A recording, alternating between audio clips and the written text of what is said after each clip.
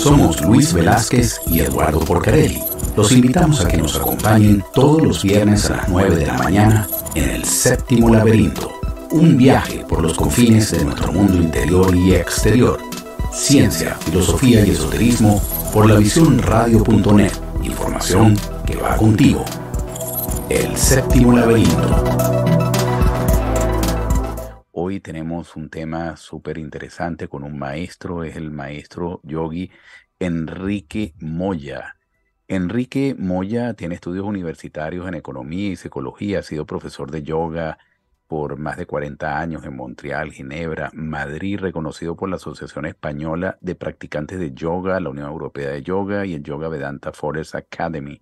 Desde 1980 es profesor y director del Centro de Yoga Yantra, es presidente honorífico del IAY, Instituto Andaluz de Yoga. Además es autor de un libro que recientemente fue publicado, La llave de la atención, donde recoge la esencia de sus enseñanzas por más de 40 años. Bienvenido, maestro, un placer tenerlo aquí en el Séptimo Laberinto.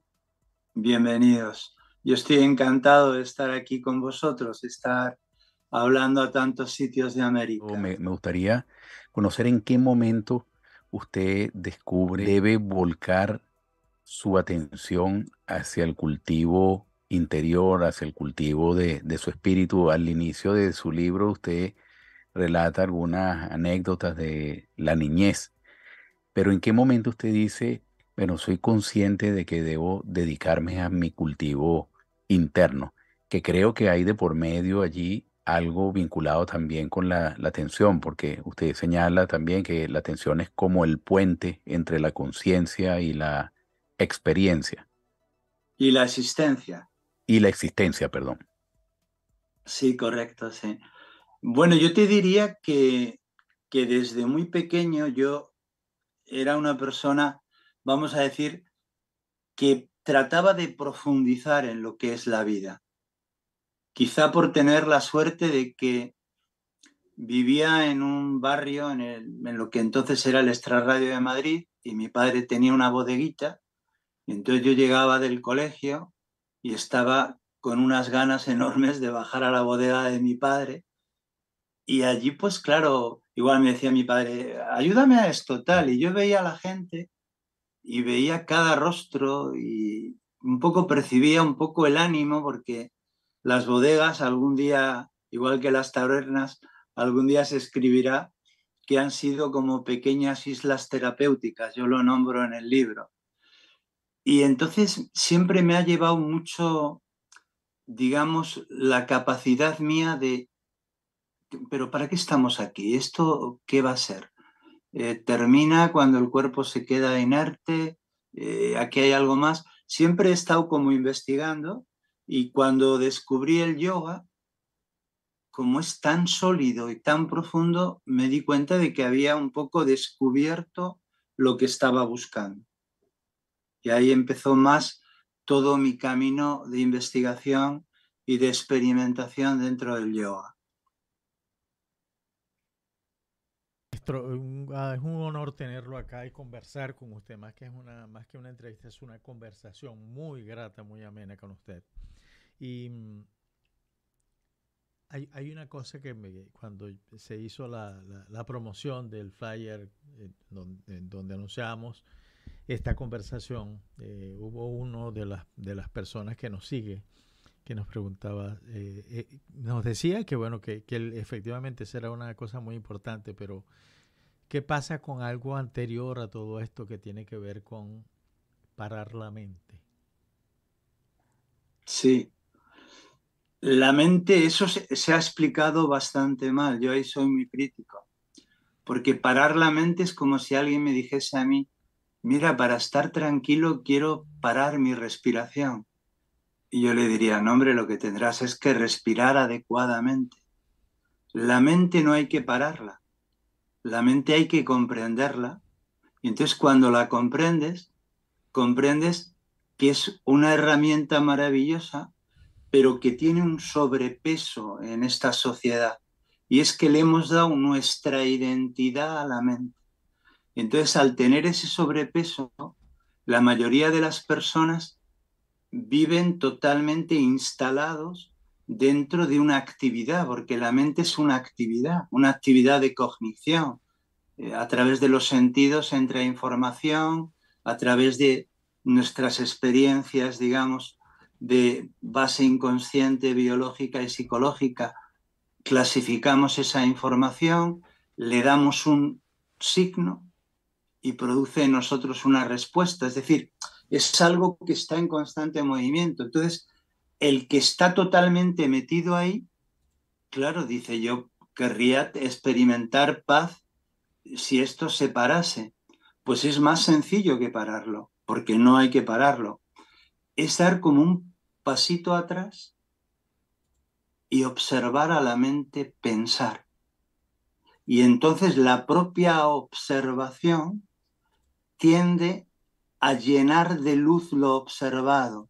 Si nuestra mente, por códigos familiares adquiridos, por códigos educativos adquiridos, funciona, vamos a decir, un poco en alarma o muy estresada, la propia observación va poniendo a la mente de una manera más operativa. Es decir, no hay que parar a la mente, sino hay que ver a la mente como mente. Maestro, ¿por qué estamos tan distraídos? ¿Por qué en nuestra vida diaria la mayoría de las personas está distraída y no sé si es que no tienen la suerte de en un momento determinado fijar su atención en algo que le permita iniciar ese camino que usted está recorriendo y que ya muchas personas recorren? O si ese interés en el desarrollo espiritual es algo innato en el ser humano, pero la mayoría de las personas yo siento que están distraídas. Sí, cuando hablamos de la distracción, yo siempre digo que cuando alguien está distraído, lo que nosotros percibimos es que no parece estar donde a nosotros nos gustaría que estuviese, sea un niño, sea un adulto. Es decir, sentimos que su atención está en otro escenario del conocer. Y es así. Es decir, cuando tú ves a alguien que se sumerge en un mundo, por ejemplo, de ideas, de imágenes, en su mente simbólica, es que de alguna manera se retira de donde nosotros pensamos que tendría que estar la atención. Muchas veces esa retirada es porque duele lo que, sobre todo los niños, lo que ellos ven, y entonces se sumergen en otro mundo interior, un mundo muy, muy rico que les hace gravitar más la luz del conocer hacia esos espacios, digamos a decir, sutiles o anímicos, que hacia el mundo que nosotros les mostramos. Pero siempre hay atención. Yo en el libro empiezo diciendo que la atención siempre está alumbrando un escenario del conocer.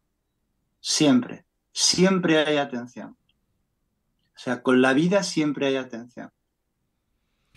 Y sí es verdad que hay gente que parece tenerla como muy despierta, personas que tú notas que están ahí, y hay personas que tú percibes que no, que están sumergiéndose en otros planos, ¿no? de nuestro propio conocer. Por eso es tan importante el legado que nos han dejado los yogis, que es un poco, vamos a decir, salir del dominio de la mente más superficial. La mayoría de las personas están muy gravitados hacia la mente superficial. La mente superficial le interesan fundamentalmente tres cosas: supervivencia, placer y poder. Interesante. Maestro, escuchando lo que nos acaba de decir, le confieso que yo soy, quizás no es el momento apropiado para decirlo, pero yo soy un meditador de hace varios años, con una técnica un poco distinta, pero la meditación en el fondo es la misma. Eso no cambia. Pero sin embargo, hoy estamos en un momento en el mundo en donde todos están mirando hacia el tema digital, el tema de las aplicaciones, el tema de los juegos electrónicos, el teléfono celular. ¿Cómo hacemos para centrar eso? ¿Cómo hacemos para que la atención no se vaya por ahí, por un foso que no tiene, que tiene comienzo, pero nunca tiene un final, nunca tiene un fondo? Muy bien explicado, ¿no, Luis? Lo que tenemos que comprender es que nosotros hacemos máquinas, los seres humanos, según nuestro propio nivel de conciencia. Si nosotros estamos dominados por la mente más superficial, que es muy dual, la mente muy superficial es admito, excluyo, bueno, malo. Todos estos aparatos, por eso a la gente le gusta tanto el dedo para arriba y no le gusta el dedo para abajo, todos los aparatos que llamamos tecnológicos están hechos a imagen y semejanza de la mente más superficial. Entonces es normal que la mayoría de las personas sientan como una atracción, como una polilla hacia una luz, pues nosotros vemos a estos aparatos y como lo que nos dan es información, opinión e imágenes, y luego nos dan, por así decirlo, una valoración, y dice, pues esto se parece mucho a donde yo estoy siempre.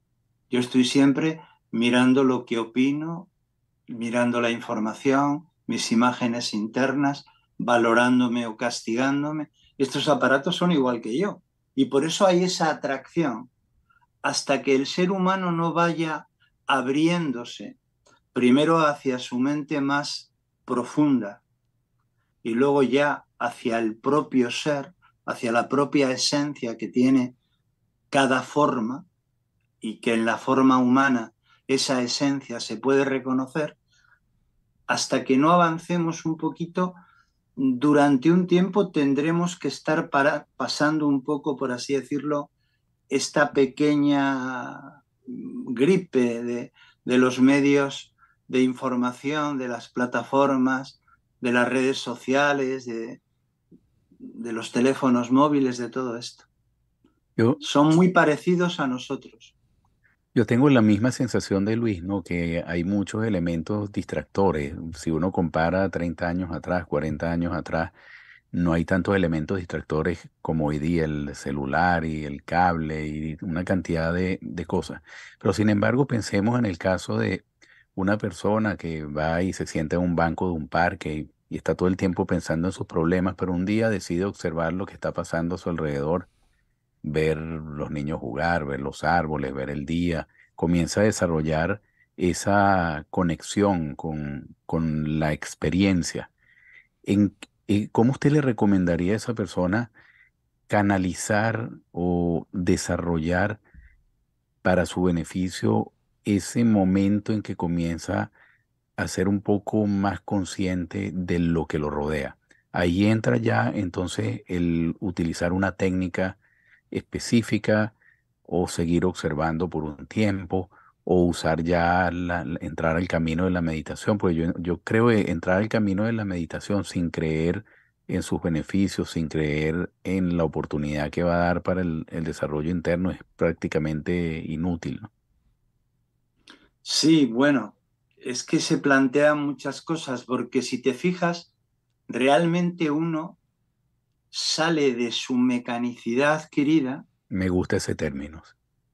cuando le duele la mecanicidad adquirida, si no uno no sale.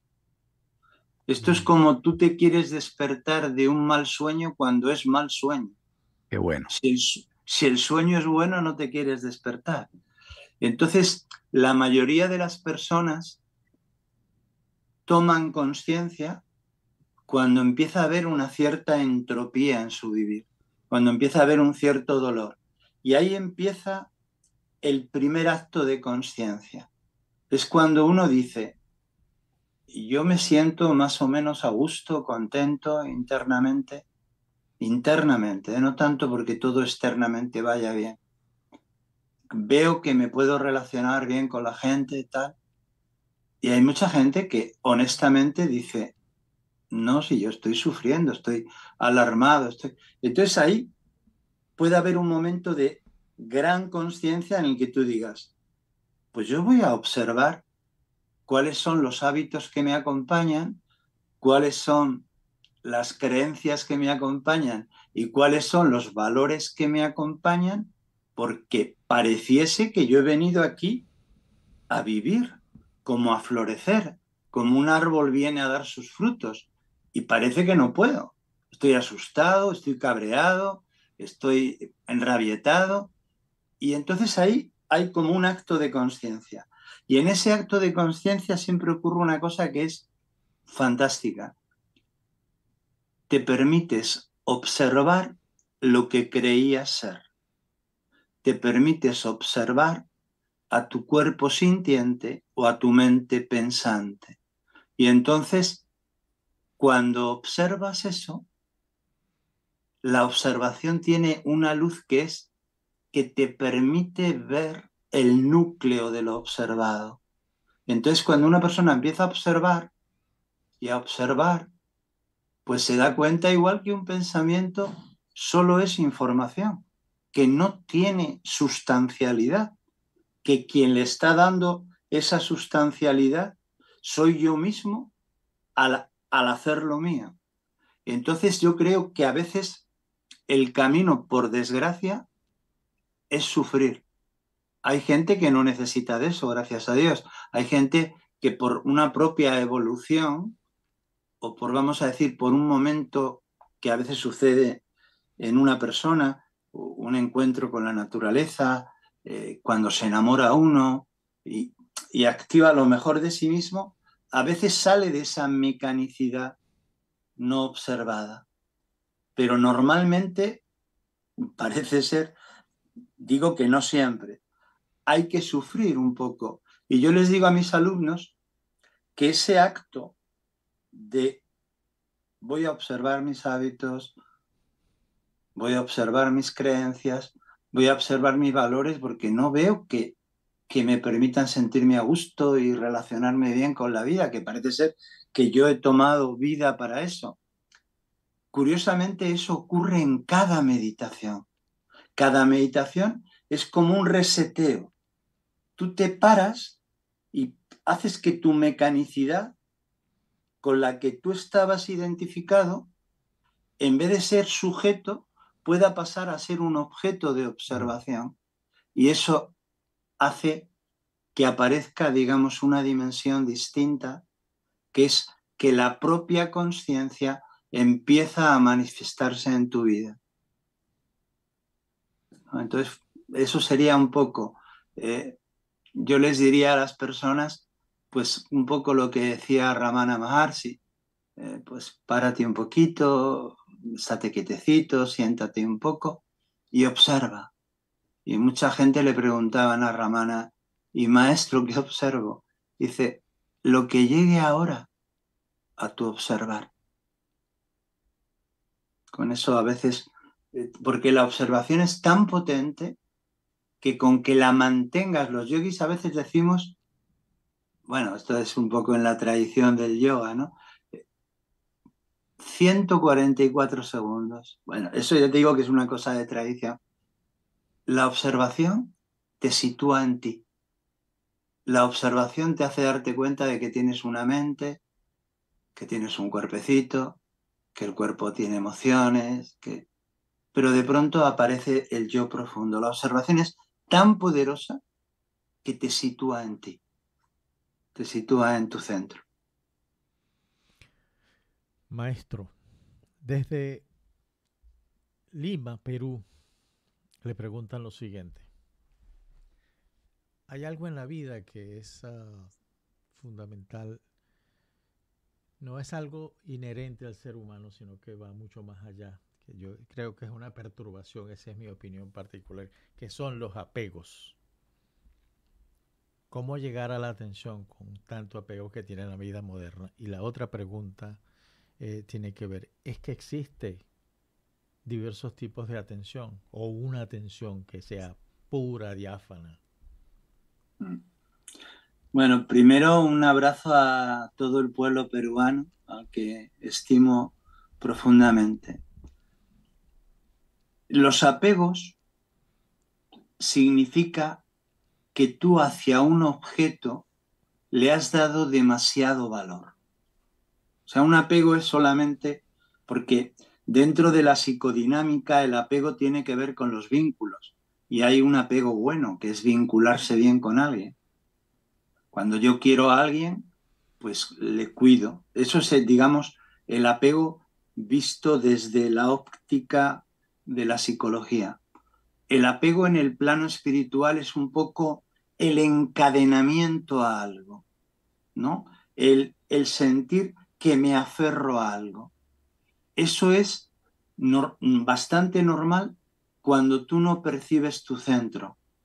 La mayoría de las personas sienten un vacío y entonces dice, pues yo me tengo que agarrar a algo o a alguien. Hay que como atravesar el vacío. Hay que ser capaz de atravesar el vacío.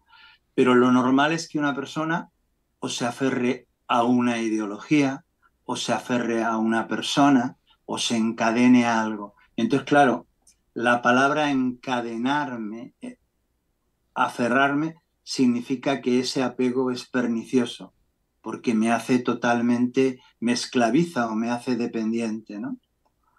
Es producto de todavía no encontrar tu centro, de sentir un vacío y con todas las perturbaciones que tiene percibir un vacío, que emocionalmente perturba mucho, entonces hay gente que cae en la adicción hacia una persona, hacia una ideología o hacia una cosa, con total tranquilidad, ¿no?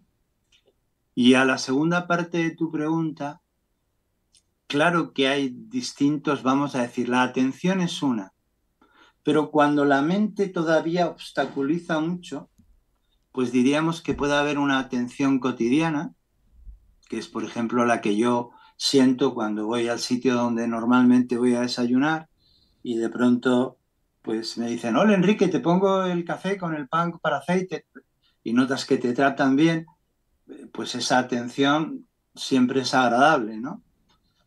Hay una atención que se llama excelente, que la tienen muchos profesionales que son capaces de, por más que haya preocupaciones en su vida, centrarse al menos en el ámbito de su profesión y poner esa luz, y ya es bueno, pero que luego igual salen de la profesión y se vuelven a sumergir en la mente y a identificar con la mente. Y hay lo que los yogis llamamos atención consciente con mayúsculas, donde tú te sitúas en ti, porque esa atención consciente es la propia luz del ser, es la propia luz del conocer. Entonces, siempre hay atención, pero a veces está muy tamizada o muy limitada, vamos a poder utilizar esa palabra, por la propia actividad mental. Pero la propia palabra atención, yo lo explico al comienzo de mi libro, viene de attendere, que es extender la luz del espíritu. Es decir, la atención no es una función de la actividad mental, es la propia luz del conocer, es lo que llamamos atención. Maestro, el título de su libro se llama La llave de la atención. Y cuando esa llave comienza a ser usada, es decir, que la atención comienza a ser desarrollada, hay una finalidad específica. Usted desarrolla de varias maneras el concepto de paz, la importancia de la paz y finalmente la paz como camino a la felicidad. Ese es finalmente el objetivo de esa llave de la atención, de esa llave que comienza a abrir puertas para el camino de la evolución espiritual. Correcto, sí. Sí, Eduardo.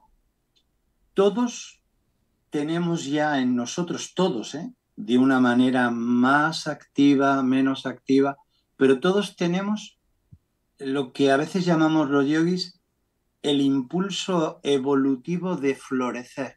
Y florecer en el nivel más profundo es darnos cuenta de que somos más. Y en el nivel más, vamos a decir, del mundo, vivir en paz y vivir en felicidad.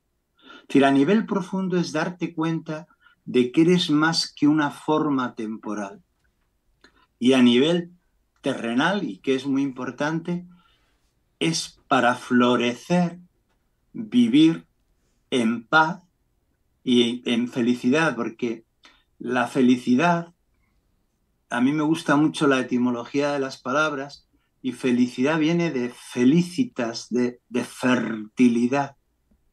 Claro, no solo de fertilidad en el sentido de engendrar un ser, que es lo que es en el plano físico, sino de percibir lo intangible, de ser capaz de percibir lo que no es manifiesto.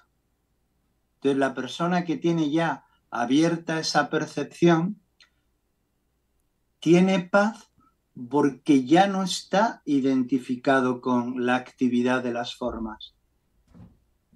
Y tiene felicidad porque percibe entrelazado el mundo. Es decir, nosotros, una de las cosas que tiene nuestro propio proceso evolutivo es ver, digamos, unido todo lo que percibimos. No vernos a nosotros separado de lo que vemos, ni ver a lo que vemos separado de nosotros. Magnífico. ¿Cómo encontrar ese tesoro, esa llave, ese faro de luz reluciente en la vida? ¿Cómo llegar hasta allá? Pues lo bonito es que ya está en nosotros y que nadie te la puede dar ni nadie te la puede quitar. Es algo que está en nosotros, es la luz del conocer. Está tan cercana a nosotros, es tan obvio que no lo vemos. Entonces, sí a veces una puesta de sol, un buen libro, un buen rato con los amigos, un abrazo de amor, una música. En el momento en que hace un poco que la mente no esté suplantándote, que la mente no esté tan activa, pues en ese momento uno tiene como la percepción de que la mente es mente y no es uno mismo. Y en cuanto eso está bien claro, digamos que la atención es mucho más fácil de recoblarla, vamos a decir así, o de volver a reactualizarla. Maestro, unas preguntas que como seres humanos constantemente nos hacemos, sobre todo, bueno, no diría que todo el mundo, pero sí hay personas que en un momento de su vida se plantean qué es la vida, quién soy yo, por qué estoy aquí, por qué en vez de algo no había nada o por qué en vez de la nada hay algo, etcétera. Y usted menciona, para responder a estas preguntas, es la atención, en ese mirar relajado que siempre sucede en el momento presente, está la llave que te permite salir de la somnolencia y aturdimiento. Esta llave se llama estado de atención consciente. Pero cuando una persona comienza a transitar ese camino de esas preguntas de qué es la vida, por qué estoy aquí, ¿qué va a encontrar finalmente como posibles respuestas a esas grandes preguntas sobre las cuales nadie tiene una respuesta contundente? Sí, y no, y nunca podemos tener todas las respuestas, ¿no? Me parece que era Descartes el que decía que daría todo lo que sabe por la mitad de lo que ignora. Mm. Es decir, siempre cuando le preguntas a un maestro, maestro, usted que está en la cumbre, ¿qué es lo que ve? Dice, uy, otras cumbres, como diciendo, ¿no? Siempre. Pero sí hay algo que empiezas a percibir que es muy, vamos a decir, poderoso. Te empiezas a dar cuenta de que eres forma de vida. Yo lo desarrollo en un capítulo en el libro, que todo el mundo se da cuenta de que es una forma de vida, porque cuando te duele el cuerpo te duele a ti, ¿no? Que esa forma de vida tiene una idiosincrasia propia y un nombre, responde a un nombre, pero de pronto hay muchas personas que se notan, pero yo también soy madre y me siento muy madre, ¿eh? Y a veces el ser madre es tan fuerte que sin dejar de cuidar a mi cuerpo y a mi nombre me abro a un ámbito mayor. Yo eso lo desarrollo, lo llamo línea de vida. Y en una ampliación mayor te das cuenta de que también eres la vida misma. Es decir, somos forma de vida, que es evidente, línea de vida, que es también evidente, pero que a veces nos cuesta percibirlo, y la vida misma simultáneamente. Las tres cosas. Entonces, a nivel profundo, estás invitado a participar en vórtices de creación donde se dan experiencias determinadas. Entonces, tú siempre, el invitado entra y entra a través, vamos a decir, de un sistema operativo que llamamos mente y de una densidad acorde al vórtice de experimentación que llamamos cuerpo. Pero eso no hay que creerlo. Eso hay, si te resuena en ti, por ejemplo, yo digo esto, si resuena en ti, tú párate, o sea, soy forma de vida. Sí, pero yo, cuando soy madre, a veces miro más a otra forma de vida que a mi forma de vida. Y luego soy compañero, de, si tengo pareja, y soy amigo, y casi es más fácil dar el salto de línea de vida a vida que de forma de vida que te ancla mucho, es muy egótico, ¿no? Pero todos tenemos eso.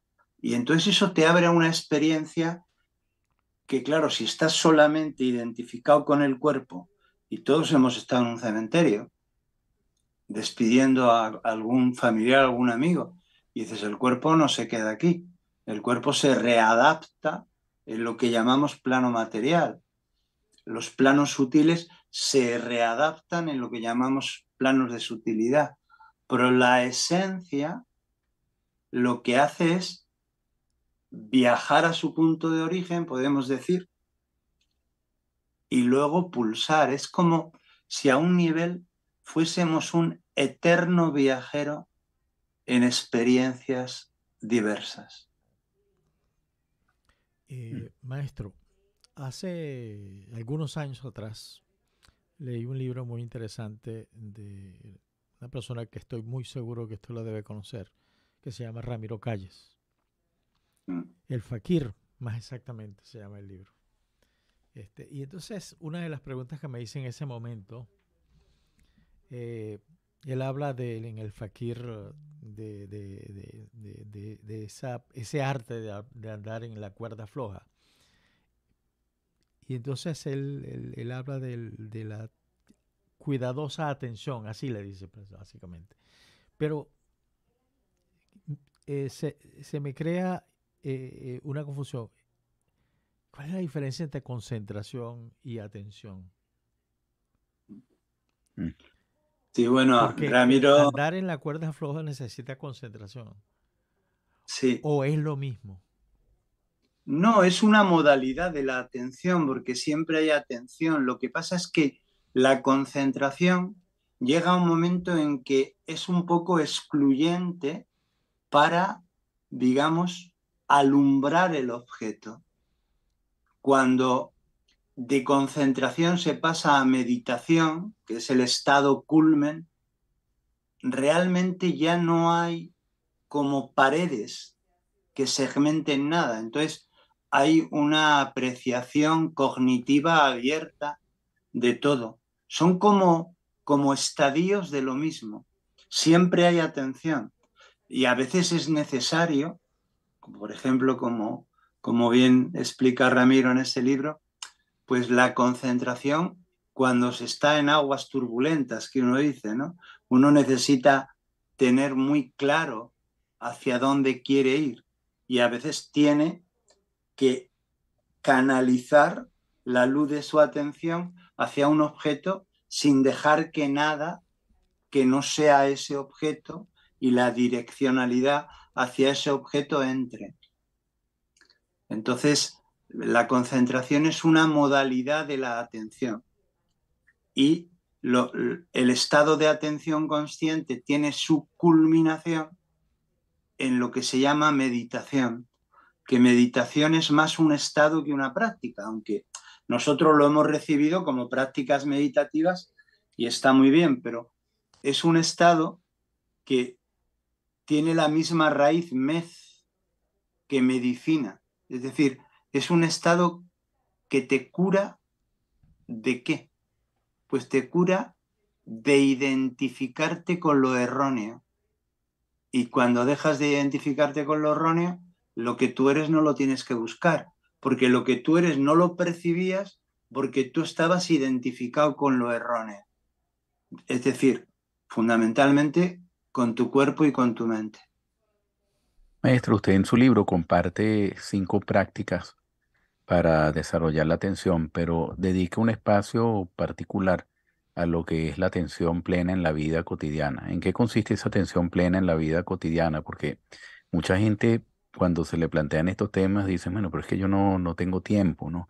Estoy todo el día trabajando, complicado, llego a la casa, a lo mejor atender a niños, cansado, me tengo que acostar, no hay ese tiempo para meditar, pero sin embargo, sí pudiera haber tiempo para concentrar la atención en lo que es la vida cotidiana, en un momento de espera, en una cola, en un banco, en un momento en que estás en el tráfico, etcétera. ¿En qué consiste esa atención plena en la vida cotidiana y qué beneficios puede reportar a una persona? Yo le quisiera agregar otra que tiene que ver con esa vida cotidiana que hablaba Eduardo, y tiene que ver con que hay nuevas generaciones, normalmente en las casas hay nuevas generaciones. Niños, ¿cómo abordar ese tema tan difícil? Muy bien. Realmente en el libro explico que si tiene un sentido pararte a meditar sentado, más allá de los frutos que traiga, que son muchísimos, es para que tú te des cuenta de lo que haces, no de los frutos, que eso vendrá. ¿Qué hago yo? Pues estoy aquí muy presente. No me sumerjo tanto en la mente, me noto muy abierto, noto que mi vitalidad está presente, noto que empiezo a comunicarme y a conectarme mejor con todo. Y entonces, si tú te fijas más, vamos a decir, en cuál es la tecnología, utilizo una palabra, cuál es el procedimiento de la meditación. Si te fijas más en eso que en los frutos, entonces es bastante fácil llevar la atención a la vida cotidiana, porque además en la vida cotidiana respondes constantemente. Y entonces yo le digo a la gente, ¿tú crees que no podrías hacer lo que haces sintiendo que llenas de cariño y de calor aquello que estás haciendo? Es decir, el problema muchas veces surge porque nosotros hay muchas cosas que creemos que no necesitan de ese calor y de ese cariño y de esa atención. Entonces hay muchas cosas que las hacemos para pasar a otras. Eso, de hecho, cuando es muy grande, produce lo que llamamos estrés, porque tú en el fondo te estás comiendo tiempos para llegar a otro lado, ¿no? Esto es como algún alumno mío que me dice, ay, estoy pensando en las vacaciones para descansar. Y yo le digo, bueno, pero trata de descansar un poco todos los días, porque si no, las vacaciones se te van a hacer eternas, ¿no? Entonces la atención plena en la vida cotidiana es notar que tu luz está en lo que estás haciendo. Pero notar que con la luz está tu inteligencia, tu cuidado, tu calor. Yo digo tu calor, porque cuando tú estás verdaderamente implicado en algo, tu vitalidad está ahí. Entonces, no es tan difícil escribir un libro, desayunar, escuchar a una persona, disfrutar de un paseo en el coche, si realmente tú notas que le estás dando a ese espacio tu inteligencia, tu cuidado, tu calor. ¿Por qué no es tan difícil? Porque eso sería lo normal si no estuviésemos tan poseídos por la mente.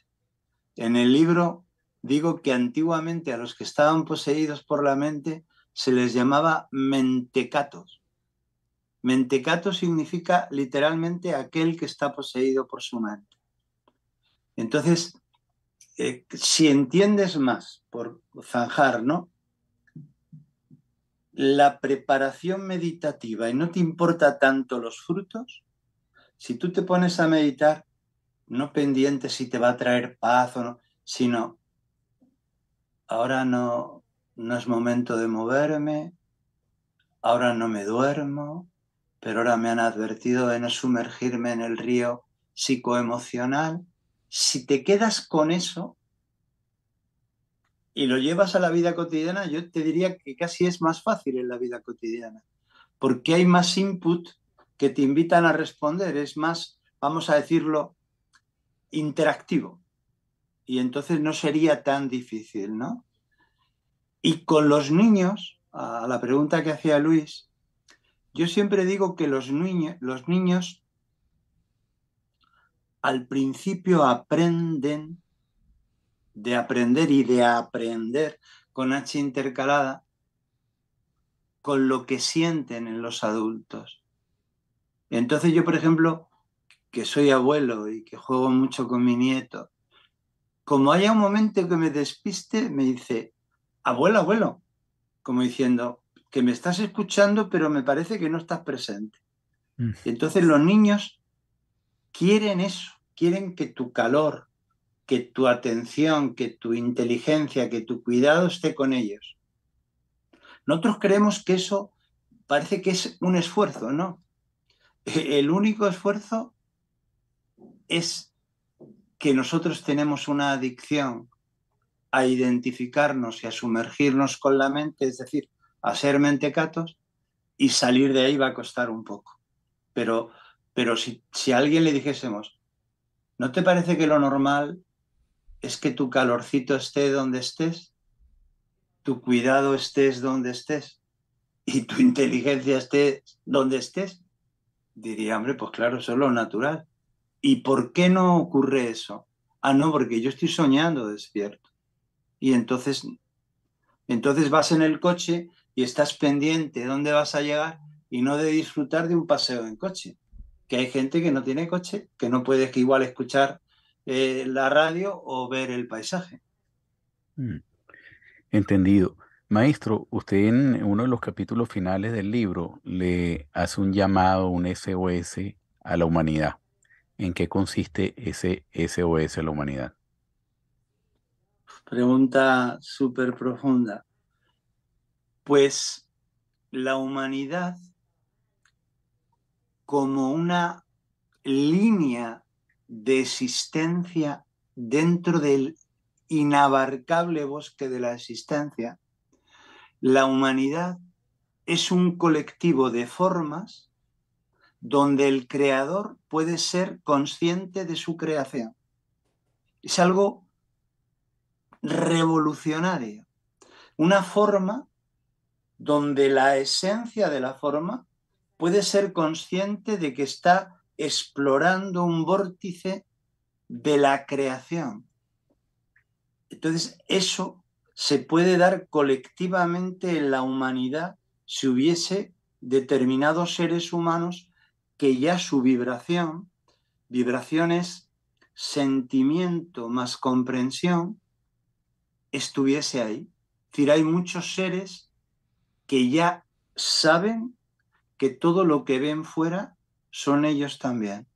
Y sienten que todo lo que ven fuera son ellos también. Hasta el que nos parece zafio o malo, ¿no? Porque hay gente que me dice, pero hay gente mala. Tal. Y yo siempre digo, me parece, lo nombro en el libro, digo, acuérdate de una frase que a mí me encanta. Por favor, seamos implacables con el pecado. Vamos a combatir el pecado. Seamos generosos con el pecador. Nosotros lo hacemos al revés. Casi nos olvidamos del daño y tratamos de zaherir y de demonizar al que hizo el daño. Y eso pervierte todo. Eso ha hecho que haya muchos ciclos de luchas, ¿no? Entonces,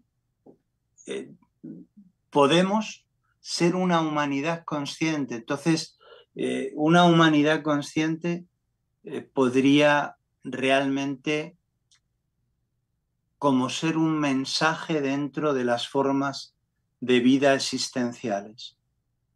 Hay muchas formas de vida, no tenemos que elucubrar mucho para pensar que tiene que haber muchísimas formas que tengan su experiencia viviente, su experiencia, pero es que el ser humano, que hasta hace poco era un homínido y todo era la tierra y la subsistencia, ahora está mirando a las estrellas, ahora está preocupándose de los demás, ahora está reclamando solidaridad hasta para los que no conoce.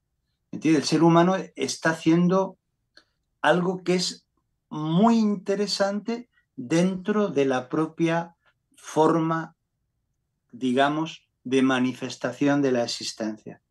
Entonces podemos ir hacia ahí porque a un nivel cuántico todos son probabilidades, es decir, se pueden hacer que aparezcan como un abanico de experiencias en un sentido o en otro.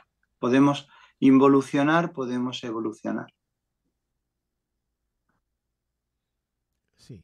En una sociedad tan moderna, tan dinámica, tan cambiante, en donde cuando uno sale a la calle lo que menos ve es atención. Incluso si va de visita a un colegio, se puede dar cuenta de todo eso, ¿no? Ahora, ¿cómo abordar ese tema? ¿Cómo abordar desde lo más alto para que fluya hacia abajo el tema de la atención? Porque es un tema de vida además, no es otra cosa. Claro, claro. Lo ideal, algunos maestros lo han intentado con distinto sentido, es que algunas personas que tienen puestos importantes en que sus decisiones llegan a mucha gente sean realmente practicantes de atención, porque entonces ellos, al tener la experiencia, van a querer realmente compartir esa experiencia en aquellos ámbitos donde ellos tienen capacidad de poder hacerlo. Y por ahí han tirado algunos maestros y otra es fomentando en el niño, pues claro, solo tiene que hacer el padre, el cuidador, el educador. La sensación en el niño de presencia, de disfrute en el famoso momento presente. Si los niños percibiesen que la madre o el cuidador o el padre o que el educador que están realmente disfrutando de aquello que hacen, casi como por resonancia, los niños empezarían a tener una cierta atención en aquello que realizan y no estarían como escapando. Hay mucho escapismo en la gente joven y por eso hay tanto juego y tanta, un poco, que me perdonen los creadores de juegos, tanta estupidez, porque luego la gente se queja de que haya violencia, pero si viésemos el 80%, el 80%, y creo que me quedo corto, de todos los juegos están llenos de violencia, llenos de violencia. Y así es. Claro, lo que pasa es que ya sabéis que manejan un dineral mucho más que Hollywood, mucho más que todo, ¿no? Pero genera violencia, entonces los niños están todo el día escapando de algo porque no se les ha enseñado a disfrutar de lo sencillo. No hace falta para disfrutar que haya algo excepcional que esté apareciendo, sino disfrutar de lo que está aconteciendo. Si el niño viese eso, no querría escapar de un tedio que le hace que se acrecente más ese vacío existencial. Y entonces, pues se enganchan a las drogas que te atontan, a los juegos, ¿no? A la pornografía que está llena de violencia y que cosifica a las mujeres, pero como también da dinero, pues nadie le mete mano a eso, ¿no? Entonces, claro, hay una serie de cosas que hacen que sea fácil que haya una probabilidad todavía muy involutiva de lo que a veces se llama por algunos maestros el ser humano antiguo, que es dominar, poseer, y también se pueden dar pasos para que haya un nuevo amanecer. Yo soy bastante realista, creo que hoy, y esa es una función de los medios, nos tenemos que conectar, es decir, en la evolución de la forma humana se ha ido del instinto a la cabeza porque era necesario para luego bajar al corazón. ¿Por qué era necesario? Porque tenemos que estar hermanados. Que yo sienta que lo que ocurre en Argentina, por ejemplo, hoy, que sienta que lo que ocurre en un país remoto también me interesa a mí. Y eso sería imposible sin haber pasado primero por la cabeza. Entonces, el desarrollo de la cabeza es el desarrollo de la tecnología. Esperemos que no nos quedemos empantanados en ese Así desarrollo. es.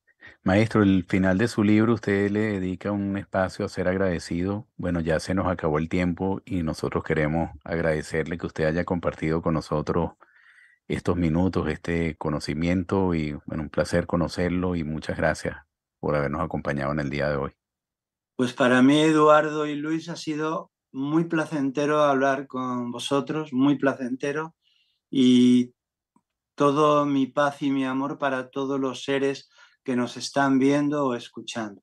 Muchas gracias. Bueno, los esperamos la próxima semana, Luis. Hasta la próxima semana. Los Hasta la esperamos en el próxima, séptimo laberinto. Muchas gracias. hasta la próxima semana.